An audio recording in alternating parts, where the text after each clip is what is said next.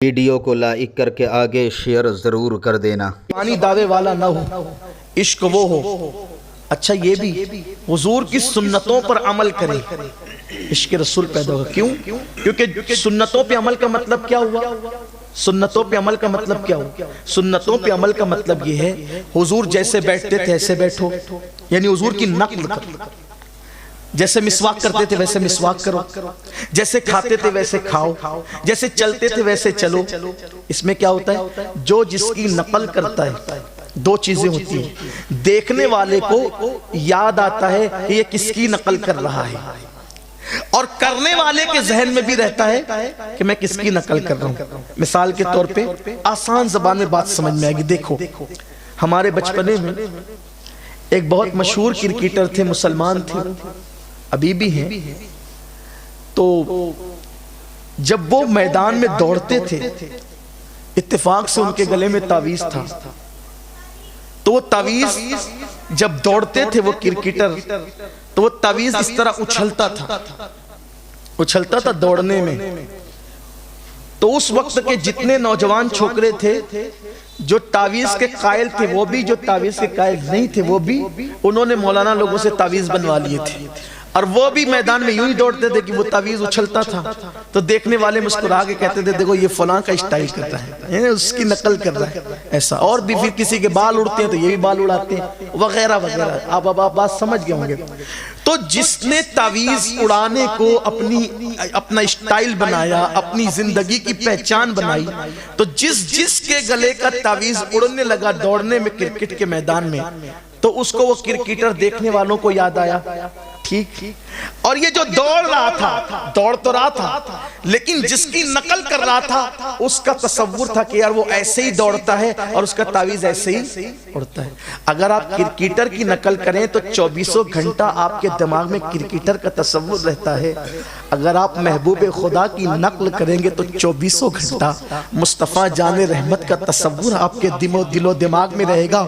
और जिसके दिलो दिमाग में इसीलिए तो हुजूर अलैहिस्सलाम ने खुद फरमाया सल्लू कमा रायतुमूनी उसल्ली, नमाज ऐसे पढ़ो जैसे मुझे पढ़ते देखते हो, यानी मेरी नकल करो नमाज में।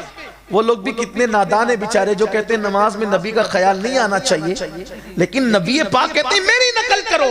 नकल करने का मतलब क्या है? जिसकी नकल की जाती है, नकल करने वाले को भी याद आती है और जो देख रहे होते हैं उसको भी याद आती है। तो नबी पाक खड़े हुए तो कयाम हो गया, झुक गए तो रुकू हो गया, पेशानी को आजिज़ी से रख दिया तो सजदा हो गया। अदाए मुस्तफा को इख्तियार करो, हर चीज में हुजूर का ख्याल रहेगा।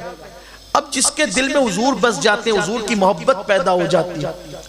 आशिक़े रसूल की पहली पहचान ये है। बात इख्तिताम की तरफ जा रही है, लेकिन आपकी तवज्जो माओ और बहनों की भी, आप सब की, कि जिसको हुजूर का इश्क नसीब हो जाता है फिर वो अपनी मर्जी नहीं चलाता, वो महबूब की मर्जी पे का ख्याल करता है। महबूब को क्या पसंद है? सुबह फजर में उठना पसंद है, तो फिर वो सुबह फजर में उठ जाता है। आज लोग कहते हैं मौलाना आंख नहीं खुलती, यार क्या करें, बहुत कोशिश करते हैं आंख नहीं खुलती। मैं कहता हूं अगर सुबह जिम जाना हो तो आंख खुलती है, सुबह ट्रेन पकड़ना हो तो आंख खुलती है, सुबह बस पकड़ना हो तो आंख खुलती है, सुबह नौकरी पे जाना हो तो आंख खुलती है। कितना अफसोस है ना, अपने जैसे इंसान की नौकरी करने के लिए सुबह को आंख खुल जाती है, लेकिन अल्लाह की खिदमत में जाने के लिए, उसकी बारगाह में जाने के लिए, उसकी इबादत के लिए हमारी आंख नहीं खुलती। मतलब हम क्या है? दावे बड़े हैं, दलील कुछ नहीं है। हालात हमने कैसे बना रखे। आइए, तो हुजूर का इश्क सब कुछ कुर्बान करने पे मजबूर कर देता है। एक नाम है हिंदुस्तान की सरजमीन पर हजरत सैयदी किफायत अली काफी मुरादाबादी रहमतुल्लाह ताला अलैह का, ये मुजाहिद आजादी थे, जिहाद का फतवा दिया था अंग्रेजों के खिलाफ। बहुत बड़े आशिक़ रसूल थे, बड़े अजीब नागो शायर थे, आलिम भी थे, सैयद भी थे, बड़े मुत्तकी, बड़े परहेजगार। लेकिन जब इन्होंने मुल्क हिंदुस्तान को आजाद कराने के लिए जिहाद का फतवा देने वाले उलमा की तायीद की, तो इनको मुरादाबाद की जेल में कैद कर दिया गया। और कैद करने के बाद अंग्रेजों ने सजा सुनाई कि काफी मुरादाबादी को जेल में फांसी दे दी जाएगी। फांसी दी जाएगी। दो चीज है, या फतवा वापस लो या फांसी के फंदे पे चढ़ो। काफी ने कहा था अगर मैं फतवा वापस लेता हूं तो फिर मुसलमानों के फतवे पर कौम कभी एतबार नहीं करेगी।